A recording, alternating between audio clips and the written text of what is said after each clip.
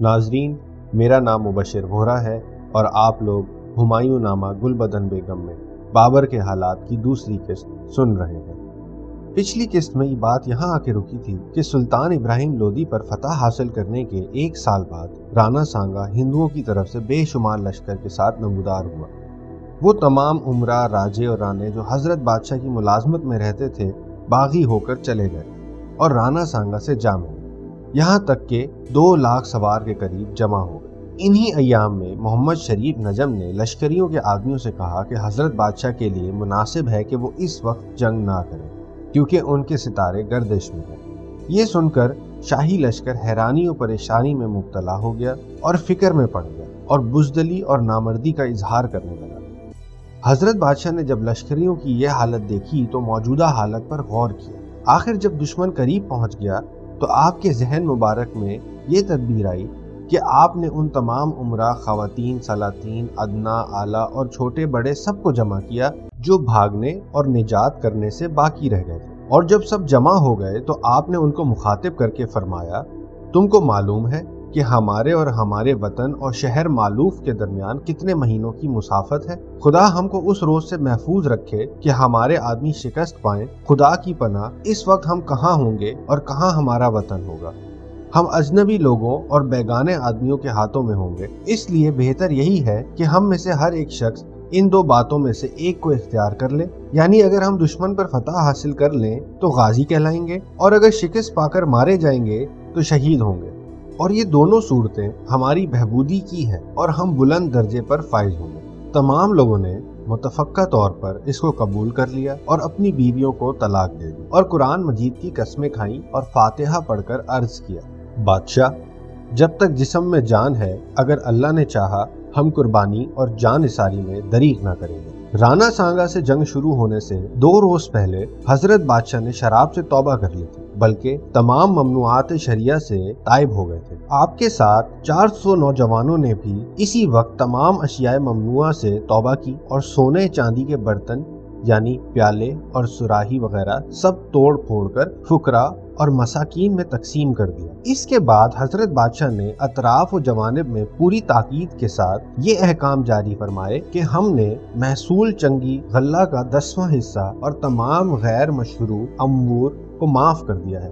کوئی شخص سوداگران وغیرہ کی آمد و رفت میں مزاحمت نہ کرے اور ان کو ان کے حال پر چھوڑ دے تاکہ طمانینت کے ساتھ آمد و رفت رکھے۔ جس روز رانا سانگا سے جنگ ہونے والی تھی، اس سے 1 روز پہلے رات کے وقت حضرت بادشاہ کو یہ اطلاع پہنچی کہ سلطان حسین مرزا کی لڑکی کا نواسہ اور عائشہ سلطان بیگم کا بیٹا قاسم حسین سلطان خراساں سے آیا ہے اور یہاں 10 کوس کے فاصلے پر مقیم ہے۔ اس خبر سے حضرت بادشاہ کو بہت خوشی ہوئی اور آپ نے لوگوں سے دریافت کیا کہ اس کے ساتھ کتنے آدمی ہیں۔ جب تحقیقات سے معلوم ہوا کہ اس کے ساتھ صرف 30-40 سوار ہیں تو آپ نے فوراً مسلح سواروں کو جمعیت کو آدھی رات کے وقت اس کے پاس بھیجا تاکہ وہ اس کے ساتھ آئیں اور دشمن کے آدمیوں اور بیگانہ شخصوں پر یہ ظاہر ہو کہ امدادی فوج آ گئی ہے اور وقت پر آئی ہے۔ جس شخص نے بھی حضرت بادشاہ کی اس تدبیر کو سنا بہت پسند کیا۔ صبح کو جمادی الاول کی 13ویں تاریخ تھی۔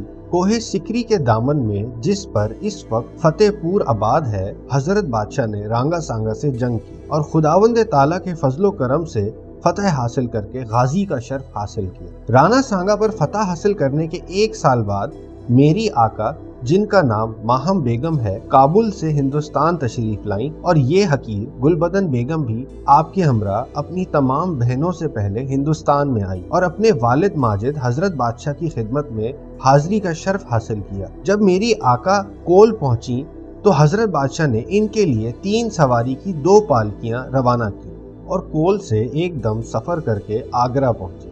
حضرت بادشاہ کا خیال تھا کہ خود بنفس نفسی تشریف لے جا کر کول جلالی میں آپ کا استقبال کریں کہ مغرب کی نماز کے وقت ایک شخص نے حاضر ہو کر عرض کیا کہ میں حضور بیگم صاحبہ کو 2 کوس پر چھوڑ کر حاضر ہوا ہوں۔ حضرت بادشاہ نے گھوڑا لانے کا انتظار بھی نہ فرمایا اور پیدل ہی چل کھڑے ہوئے اور ماہم بیگم کے گھوڑے کے سامنے پہنچ کر ان سے جا ملے۔ میری آقا نے سواری سے اتر کر حضرت بادشاہ کے ساتھ پیدل چلنے کا ارادہ کیا، لیکن حضرت بادشاہ نے اس کو پسند نہ فرمایا اور میری آقا کے ساتھ اپنے دولت خانے تک پیدل ہی تشریف لائے۔ میری آقا جب حضرت والد ماجد کے پاس پہنچ گئی تو انہوں نے مجھ کو یہ حکم بھیجا کہ دن کو حاضر ہو کر حضرت بادشاہ کی ملازمت کروں، یعنی بادشاہ کی خدمت میں حاضر ہوں۔ حضرت بادشاہ نے میری آقا کے لانے کے لیے 9 سوار، 18 گھوڑے اور 2 پالکیاں کول بھیجی تھی اور 1 پالکی میری آقا کابل سے لائی تھی۔ میری آقا تقریباً 100 خدمت گزار مغلیاؤں کے ساتھ تھی جو ترکی گھوڑوں پر نہایت شان و زیب و زینت سے سوار تھی۔ پھر اس جلوس میں حضرت والد ماجد کے خلیفہ اپنی بیوی سلطانم کے ساتھ نوگرام تک استقبال کو آئے۔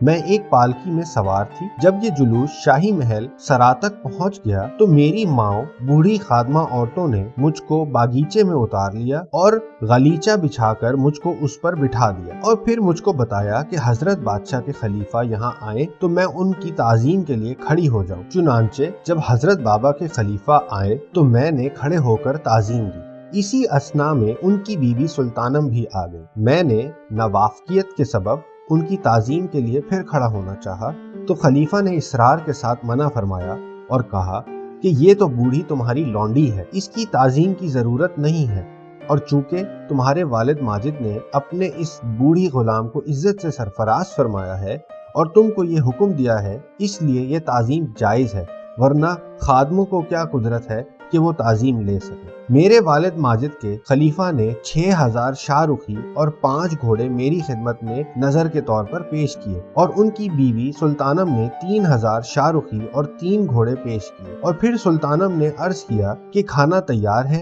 اگر تناؤ فرمائیں تو بندوں کی عزت افزائی ہو۔ میں نے قبول کر لیا اور ایک عمدہ جگہ پر چبوترا آراستہ کیا ہوا تھا۔ ایک جگہ پر سرخ بانات کا خیمہ تھا جو اندر سے گجراتی زلفت کا تھا اور 6 شامیانے مختلف رنگ کے بانات اور زلفت کے ساتھ ایک مربع شامیانہ بنات کا تھا جس میں 24 رنگیں تھیں۔ غرض میں نے حضرت بادشاہ کے خلیفہ کے مکان میں جا کر بیٹھی، کھانا لایا گیا۔ تقریباً 50 بھنی ہوئی بکریاں تھیں، روٹیاں تھیں اور شربت اور میوہ جات طرح طرح کے بہت سے تھے۔ مختصر یہ کہ کھانا کھا کر میں پالکی میں سوار ہوئی اور حضرت والد ماجد کی خدمت میں حاضری کے سعادت حاصل کی۔ میں حضرت والد ماجد کے پاؤں پر گر پڑی۔ حضرت بادشاہ نے مجھ سے بہت سی باتیں دریافت فرمائی اور دیر تک مجھ کو اپنے آغوش میں لیے رہے۔ اس حقیر گلبدن بیگم کو اس وقت اتنی مسرت خوشی ہوئی کہ اس سے زیادہ مسرت و خوشی کا تصور نہیں کیا جا سکتا۔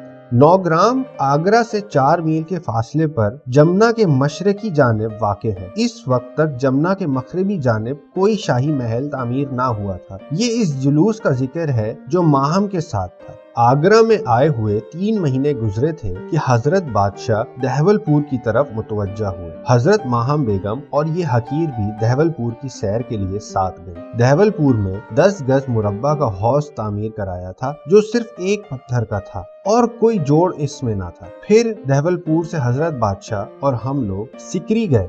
حضرت بادشاہ نے وہاں ایک بڑا چبوترا حوض کے اندر بنانے کا حکم دیا تھا۔ جب وہ تیار ہو گیا تو آپ کشتی میں بیٹھ کر چبوترا تشریف لے جاتے، سیر فرماتے اور وہاں بیٹھتے تھے۔ وہ چبوترا اب تک موجود ہے اور سکری میں حضرت بادشاہ نے باغ کے اندر ایک چودرہ بھی تیار کرایا تھا اور اس چودرہ میں ایک نور خانہ بنوایا تھا جس کے اندر بیٹھ کر حضرت بادشاہ قرآن مجید لکھا کرتے تھے۔ ایک روز میں اور اغوانی آغا چا یعنی بابر کی بیوی نیچے کے حصے میں حضرت بادشاہ کے سامنے بیٹھی تھی اور میری آقا نماز پڑھنے تشریف لے گئی تھی کہ میں نے اغوانی آغا چا سے کہا میرا ہاتھ کھینچو۔ اغوانی آغا چا نے میرا ہاتھ کھینچا اور وہ اتر گیا اور میں پریشان ہو کر رونے لگی۔ آخر جراح یا ہڈی بنانے والا بلایا گیا اور اس نے میرا ہاتھ باندھ دیا اور پھر آگرہ کی طرف روانہ ہوئے۔ آگرہ پہنچتے ہی خبر آئی کہ بیگمات کابل سے تشریف لا رہی ہیں۔ حضرت بادشاہ آقا خانم کے استقبال کے لیے نوگرام تک تشریف لے گئے۔ آقا خانم میری بڑی پھوپھی اور حضرت بادشاہ کی بڑی بہن تھی۔ ان تمام بیگمات نے جو آقا خانم کے ساتھ کابل سے آئی تھیں، آقا خانم ہی کی فرتگاہ میں حضرت بادشاہ کی ملازمت کا شرف حاصل کیا، خوشیاں منائیں اور شکر کے سجدے بجا لائے اور پھر سب آگرہ کی طرف متوجہ ہوئے۔ حضرت بادشاہ نے تمام بیگمات کو حویلیاں عنایت فرمائی اور چند روز بعد باغ زرفشاں کی سیر کے لیے گئے۔ باغ زرفشاں میں ایک وضو خانہ یعنی مسجد تھا۔ حضرت بادشاہ نے اس کو دیکھ کر فرمایا، میرا دل سلطنت اور بادشاہی سے الٹا گیا ہے، اب جی یہ چاہتا ہے کہ باغ زرفشاں میں گوشہ نشین ہو جاؤں اور حکومت ہمایوں کو دے دوں، میری خدمت کے لیے طاہر آفتابچی کافی ہے۔ یہ سن کر حضرت آقا اور تمام بچے پریشان ہو گئے اور رونے لگے، اور سب نے عرض کیا، خداوند تعالی حضرت بادشاہ کو تخت شاہی پر برسوں اور بے شمار قرنوں پر قائم و برقرار اور اپنی امان میں رکھے، اور حضور کی تمام اولادیں حضور کے سامنے بوڑھی ہوں۔ کچھ دنوں بعد الور مرزا بیمار ہوئے اور یہ بیماری درد شکم کی حد تک پہنچ گئی۔ حکیموں اور طبیبوں نے بہت کچھ علاج کیا لیکن افاقہ نہ ہوا، بلکہ بیماری بڑھتی چلی گئی۔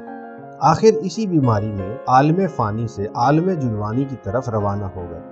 حضرت بادشاہ کو بہت رنج اور افسوس ہوا، اور مرزا الور کی والدہ دلدار بیگم تو دیوانی ہو گئی۔ جب رنج و غم حد سے گزر گیا تو حضرت بادشاہ نے میری آقا اور تمام بیگمات سے کہا کہ آؤ دہول پور کی سیر کو چلیں۔ یہ حکم دے کر حضرت بادشاہ کشتی میں سوار ہو کر دہول پور تشریف لے گئے، اور ہر بیگمات کشتی میں سوار ہو کر دہول پور جانے کا ارادہ ہی کر رہی تھی کہ مولانا محمد غرلی کا ایک عریضہ دہلی سے آیا، جس میں لکھا تھا کہ ہمایوں مرزا بیمار ہے اور ان کی عجیب حالت ہے، یعنی بری حالت ہے۔ حضرت بیگم اس اطلاع کو پا کر جلد سے جلد اپنے آپ کو دہلی پہنچائیں، مرزا بہت پریشان ہے۔